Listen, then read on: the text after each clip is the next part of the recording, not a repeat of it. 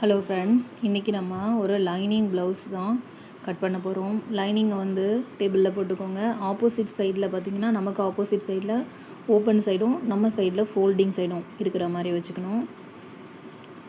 அதுக்கப்புறம் பார்த்திங்கன்னா அது லைனிங் ப்ளவுஸ் அப்படின்றதுனால நமக்கு கீழ் பக்கத்தில் ஒரு 1/2 இன்ச்சுக்கு இடம் இருந்தால் போதும். அதாவது மடித்து தைக்கிறதுக்கு 1/2 இன்ச்சு இருந்தால் போதும். ஸோ அதை வந்து நம்ம அந்த பிசுறெல்லாம் கட் பண்ணிவிட்டு பிசுருக்கு ஒரு லைன் போட்டுட்டு ஸ்ட்ரைட்டாக இருக்கிற மாதிரி வச்சுட்டு அதுக்கப்புறமா நம்ம ஒரு 1/2 இன்ச்சுக்கு மார்க் பண்ணிக்கிறோம்.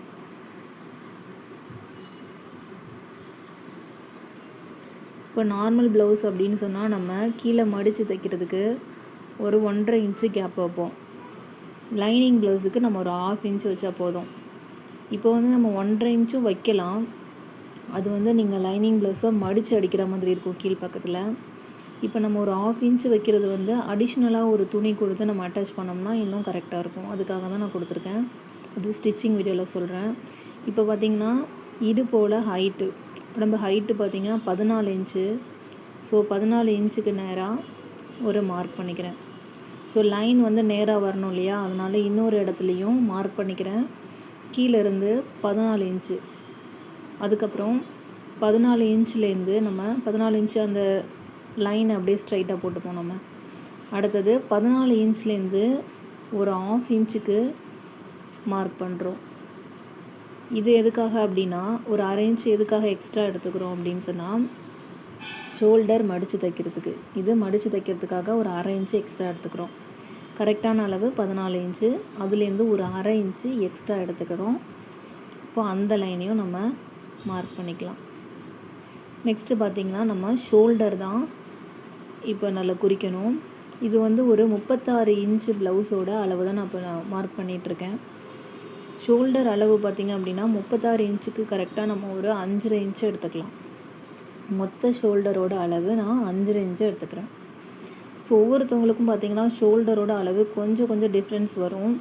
ஸோ அது வந்து நான் வந்து மறுபடியும் வர வீடியோவில் நான் உங்களுக்கு தெளிவாக சொல்கிறேன். இப்போ 5.5ல் பாதி 2.25. ஸோ 2.25க்கு நம்ம நெக் லைன் வரைஞ்சிக்கிறோம். ஓகேவா? இப்போ ஷோல்டர் 5 வரைஞ்சிட்டு அதுலேருந்து 2.25 எடுத்துருக்கோம். நெக்கு பார்த்திங்கன்னா ஒரு 8.5 இன்ச்சு கேட்டிருக்காங்க. ஸோ 8.5 இன்ச்சுக்கு நேராக மார்க் பண்ணிக்கிறோம். மேலே 2.25 எடுக்கிறோம் அப்படின்னா ஒரு 1/2 இன்ச்சு அதிகமாக கீழே எடுத்துக்கணும். அப்போ தான் நமக்கு நெக்கு பார்த்திங்கன்னா நல்லா ரவுண்டாக அழகாக வரும். ஸோ நம்ம 3.25 இன்ச்சு எடுத்துக்கிறோம். ஸோ அந்த 2 லைனையும் நம்ம மார்க் பண்ண 2 லைனையும் ஜாயின் பண்ணிப்போம். மேலே வந்து 2.25, கீழே வந்து 3.25.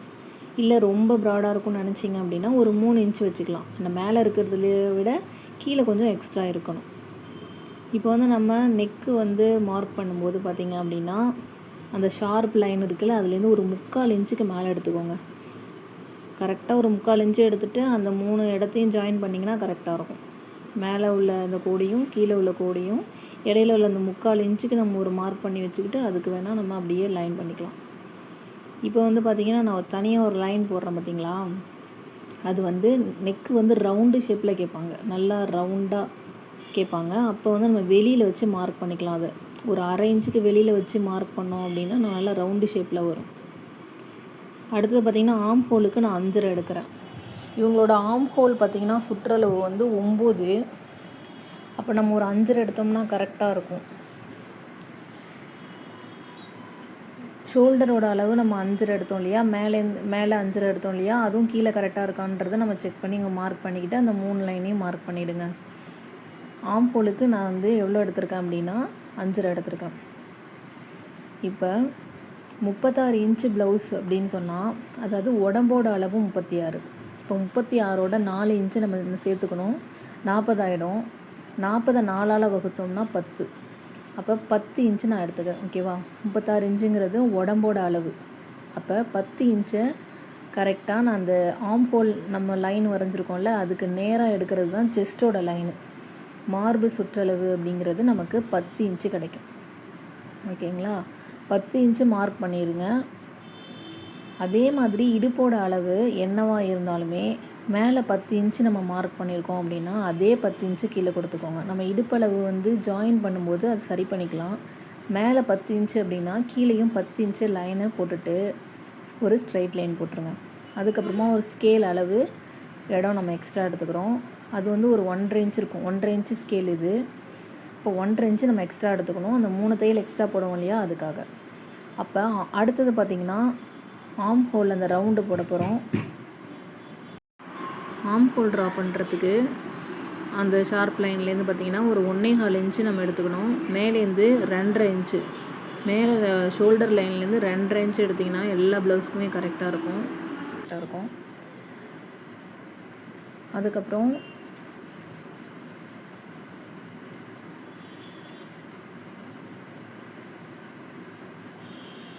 ரெண்டரை இன்ச்சு எடுத்துக்கிட்டு கீழே இருக்கிற லைனில் பார்த்திங்கன்னா ஒரு 1/2 இன்ச்சு எக்ஸ்ட்ரா இருந்தால் போதும்.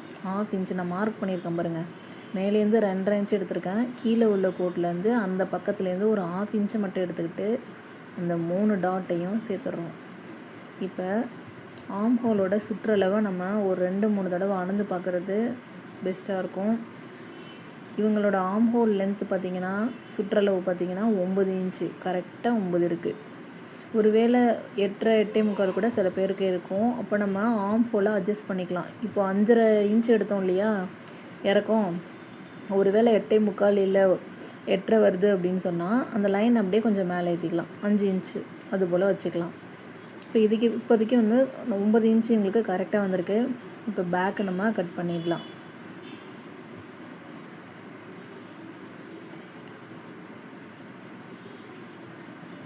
இப்போ ஆர்ம் ஹோலில் தான் நிறைய பேருக்கு டவுட் வரும்.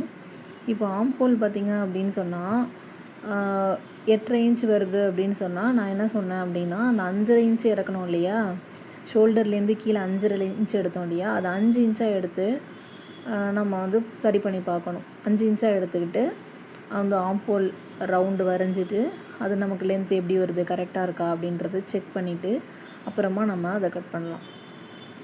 இப்போ வந்து பார்த்திங்கன்னா இந்த அர்க்காத்துலாம் நம்ம கரெக்டாக மார்க் பண்ணி அது அர்க்காத் பண்ணி வச்சுக்கிறது பெஸ்ட்டாக இருக்கும். ஏன்னா தைக்கும்போது ஈஸியாக இருக்கும். இப்போ வந்து நெக் லைனு, அப்புறம் வந்து எந்தெந்த இடம் ஜாயின் பண்ண போகிறோம், அப்புறம் அந்த ஷோல்டர் அளவு வந்து நம்ம குறிச்சிருக்கோம் இல்லையா, அதுக்கு நேராக நம்ம அர்க்காத் பண்ணி வச்சுக்கிட்டோம் அப்படின்னு சொன்னால் நம்ம ஜாயின் பண்ணும்போது தைக்கும்போது ரொம்ப ஈஸியாக இருக்கும்.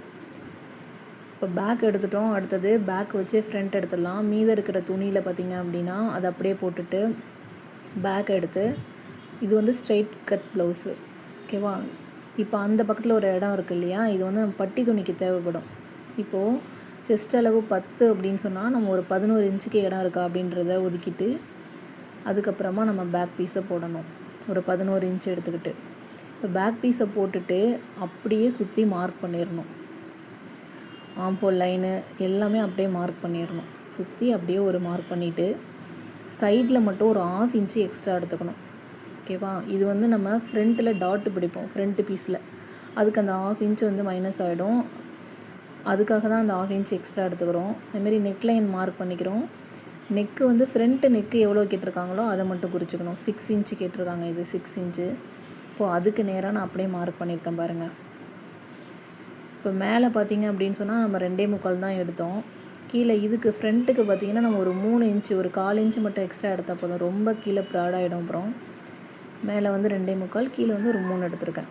கிராஸோட அளவு பார்த்திங்கன்னா இவங்க ஹைட்டாக இருப்பாங்க. ஸோ என்ன பண்ணுறோம் அப்படின்னா, நார்மலாக நம்ம 13 எடுத்தால் கரெக்டாக இருக்கும் கிராஸு, நார்மல் ஹைட்டுனா. இப்போ கொஞ்சம் ஹைட் அதிகம். ஸோ நம்ம என்ன பண்ணுறோம் அப்படின்னா, பேக் வந்து 14 இன்ச்சு எடுத்தோம் ஹைட்டு, அதே 14 ஃப்ரண்ட்டுக்கு வச்சுக்கிட்டு அப்படியே மார்க் பண்ணிடுறோம். இப்போ வந்து சைடில் பார்த்திங்கன்னா இந்த பக்கத்தில் சைடில் ஒரு 2 இன்ச்சுக்கு ஒரு மார்க் பண்ணுறோம், அந்த பக்கம் சைடில் ஒரு 2 இன்ச்சு மார்க் பண்ணுறோம். அதுக்கப்புறம் கீழே இருக்கிற லைனில் பார்த்திங்க அப்படின்னு சொன்னால் மேலே வந்து நம்ம நெக்கு எவ்வளோ வந்து நம்ம குறிச்சிருக்கோமோ அதுலேருந்து ஒரு 1 இன்ச்சு சேர்த்து கீழே மார்க் பண்ணணும். இப்போ மேலே வந்து அப்படின்னு சொன்னால் 2.25 நம்ம மார்க் பண்ணியிருக்கோம். ஸோ கீழே வந்து 3.25. இப்போ 3.25 இன்ச்சுக்கு நம்ம ஒரு மார்க் பண்ணியிருக்கோம். இப்போது அந்த 2 இன்ச்சு மார்க் பண்ணோம் இல்லையா, அதுலேருந்து கீழே இருக்கிற அந்த மார்க்குக்கு ஒரு லைனும், அதே மாதிரி சைடில் அந்த பக்கம் 2 இன்ச் எடுத்தோம் இல்லையா, அந்த லைனையும் அப்படியே நம்ம ஜாயின் பண்ணி விட்டுறணும். இதுதான் நமக்கு ஃப்ரண்ட் பீஸ் கிடச்சிருக்கு.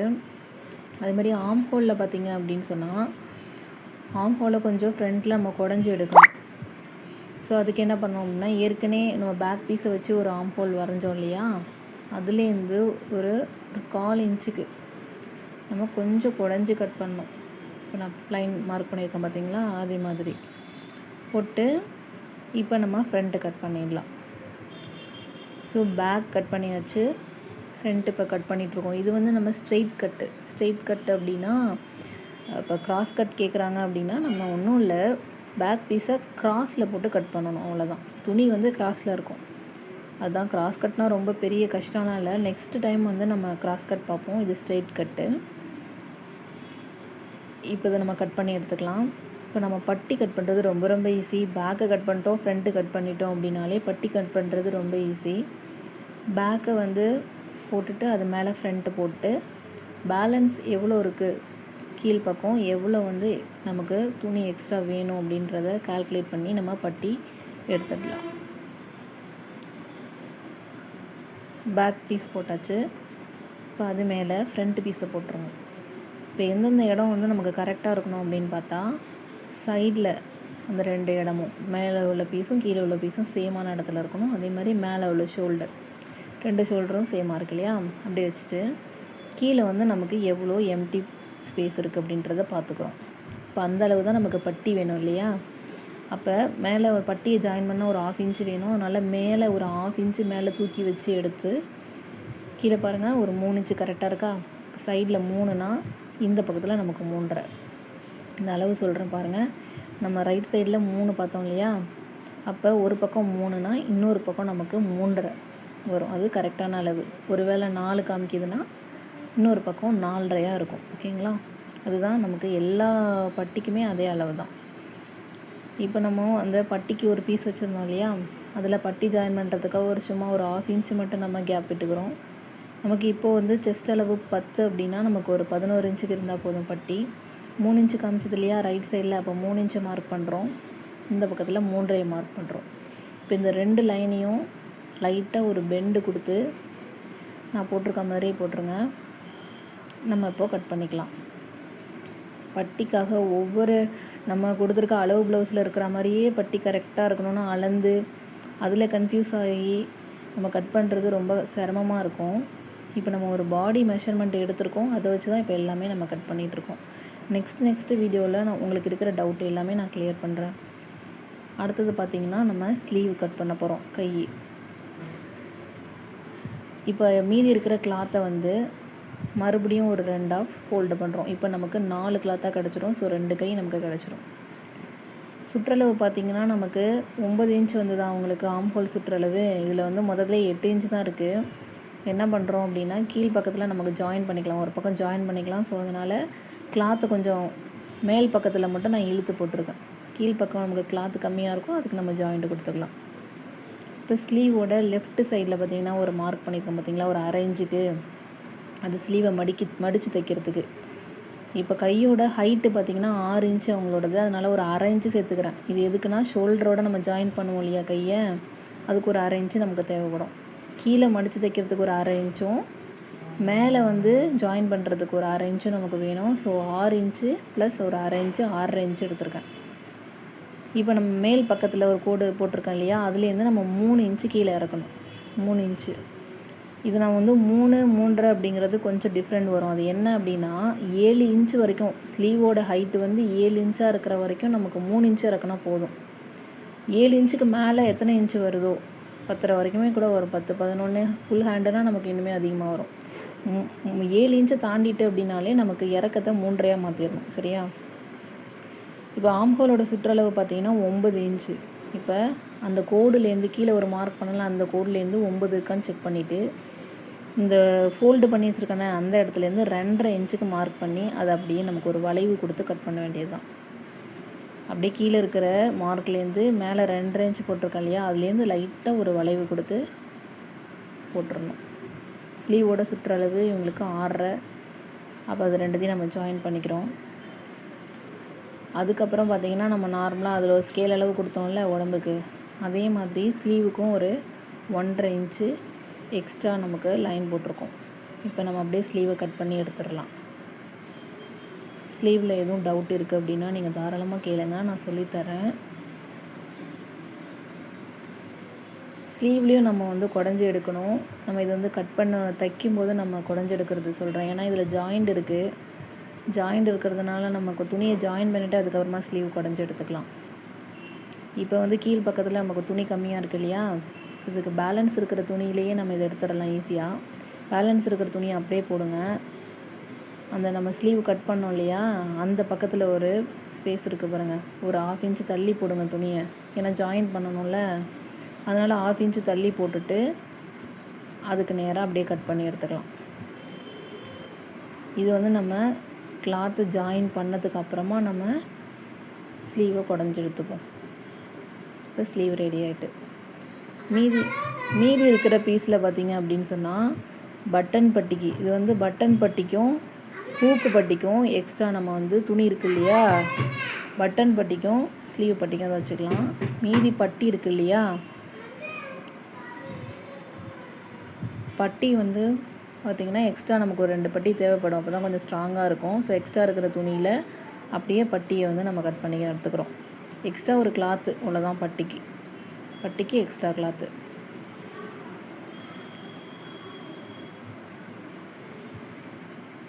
இப்போது நம்ம எல்லாமே கட் பண்ணியாச்சு. பேக் கட் பண்ணியாச்சு, ஃப்ரண்ட்டு கட் பண்ணியாச்சு, ஸ்லீவ் கட் பண்ணிட்டோம், பட்டி கட் பண்ணியாச்சு, அதுக்கப்புறம் பட்டன் பட்டி, ஹூக் பட்டி. ஓகேவா, இது எல்லாமே நம்ம கட் பண்ணிட்டோம். நெக்ஸ்ட் டைம் வந்து இது எப்படி நம்ம ஒரு மெயின் ஃபேப்ரிக்கில் போட்டு கட் பண்ணுறது, அப்புறம் எப்படி தைக்கிறது அப்படின்றத நம்ம பார்க்கலாம். ஓகே ஃப்ரெண்ட்ஸ், இது எல்லாமே உங்களுக்கு புரிஞ்சிருக்கும்னு நினைக்கிறேன். டவுட் இருந்தால் கண்டிப்பாக கேளுங்க. Bye, take care.